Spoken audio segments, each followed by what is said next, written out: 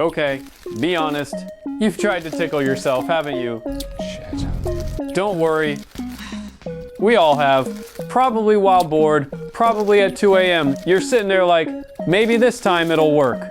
Spoiler, it doesn't. It never does. And now your cat is judging you. But why doesn't it work? Why can someone else make you laugh cry by poking your ribs? But when you do it yourself, it's just awkward poking? Like, come on, fingers, do your job. Well, it turns out your brain is one step ahead of you, always, even when you're trying to outsmart it with your own fingers. Let's break this down. Buckle up. We're going into Brain Town. So here's the deal. Your brain has this chill little bouncer called the cerebellum. It's hanging out in the back of your head, just under the main brain blob. Looks like a mini cauliflower. Very fancy. The cerebellum's job is to predict movement, like whenever you move your arm or blink or make jazz hands, your cerebellum is whispering to the rest of your brain, hey, heads up, that's us doing that, no surprises. Now, when you try to tickle yourself, your cerebellum knows exactly what's about to happen. It's not just like, oh, fingers are incoming. It's more like, I literally sent the order to the fingers to go there, I wrote the memo. Since your brain is expecting the touch, it tones down your reaction, like way down. That's why when you try to tickle your own armpit or foot, it just feels like you're awkwardly touching yourself, which, yeah. Meanwhile, when someone else tickles you, your brain doesn't have a heads up. It's like, what the? Surprise contact? Is this danger? Or just an annoying little brother?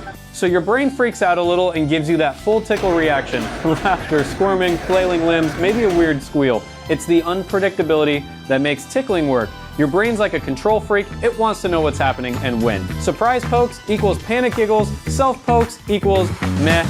But here's a twist. Scientists tried messing with this. Because of course they did. Researchers built robots, no joke, where people controlled a robotic arm to tickle themselves, but with a delay. So when you moved your hand, the robot would copy it like half a second later and then tickle you. And guess what? That did tickle, a little bit at least.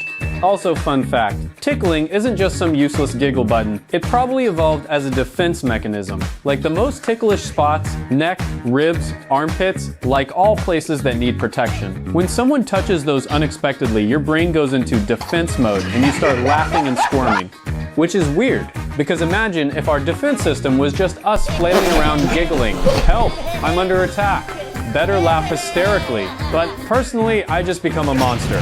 But hey, evolution doesn't always make sense. Birds exist. So does pineapple on pizza. Let's not question too much. Now, here's another layer to the tickle onion. Not everyone finds tickling funny. Some people hate it, like punch you in the face if you try levels of hate. Me, and that makes sense. Tickling can feel like a loss of control. You can't stop the laughter. Your body is reacting even if you don't want it to. There's even a term for the science of tickling, gargolesis. Yep, sounds like a Pokemon move. Pikachu used gargolesis, it was mildly irritating. Anyway, this whole tickling thing shows just how smart your brain is. It can filter out your own actions, so you're not constantly reacting to your own movements like a confused toddler. It saves your giggles for when it's caught off guard. So to sum it up, no, you can't tickle yourself because your brain's like, bro, I saw this coming a mile away. You're too predictable. You're basically trying to prank call yourself. And your brain's the one answering like, nice try, idiot. And that's it, mystery solved. So next time someone asks, why can't I tickle myself? Just tell them, because your brain's not an idiot. Now stop poking your own foot, it's weird. Go eat a sandwich or something.